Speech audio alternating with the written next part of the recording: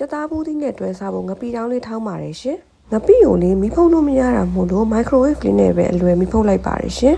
ငပိအနှဲငယ်နဲ့ကြက်သွန်ဖြူနဲ့ငရုတ်သီးစိမ်းကိုဆက်စားနိုင်တဲ့လောက်ပမာဏကို microwave ထဲမှာ9မိနစ်လောက်ထည့်ပြီးတော့မီးပြပေးပါတယ်ရှင်9မိနစ်လောက်မီးပြပြီးလို့ငပိလေးတွေကနေတော့ချက်သွားပြီဆိုရင်စုံနဲ့ထည့်ပြီးထောင်းပါမယ်ရှင်ဒီနည်းလေးနဲ့ငပိဖုတ်တာကလေမီးပုံနဲ့ဖုတ်တယ်လို့မျိုးအရန်မမိုးပေမဲ့တစ်မျိုးစားကောင်းပါတယ်ရှင်ပြီးရင်တော့မီးဖုတ်ထားတဲ့ငရုတ်သီးစိမ်းနဲ့ကြက်သွန်ဖြူလေးတွေပါထည့်ပြီးတစ်ခါတည်းရောထောင်းပေးပါမယ်ငရုတ်သီးစိမ်းနဲ့ကြက်သွန်ဖြူလေးတွေညက်ပြီးတော့ငပိလေးနဲ့တသားလေးဖြစ်လာပြီဆိုရင်တော့အရသာထည့်လို့ရပါပြီရှင်ဒီနေရာမှာတော့အရသာအတွက်ချိုမုံနှဲငယ်ထည့်ထားပါတယ်ငပိတောင်ကလေနည်းနည်းလေးငံတဲ့အတွက်အငန်လေးပေါ့အောင်လို့ငရုတ်သီးချက်မှုတ်လေးအနှဲငယ်ထည့်ပေးပါတယ်ရှင်အားလုံးရောသမအောင်ထောင်းပြီးသွားပြီဆိုရင်တော့တမယာသီးကိုကိုယ်စိတ်ကြိုက်ချင်စားနိုင်တဲ့လောက်လေးညှစ်ပေးပါတယ်ရှင်ငပိတောင်ကလေချင်းချင်းဆက်ဆက်လေးနဲ့အရန်အောင်မှထမင်းမိန်တာမို့ဒီလိုမျိုးလေးလိုက်ထောင်းစားကြည့်ကြအောင်နော်အားလုံးပဲနောက်မှပြန်တွေ့ပါမယ်ရှင်ဘိုင်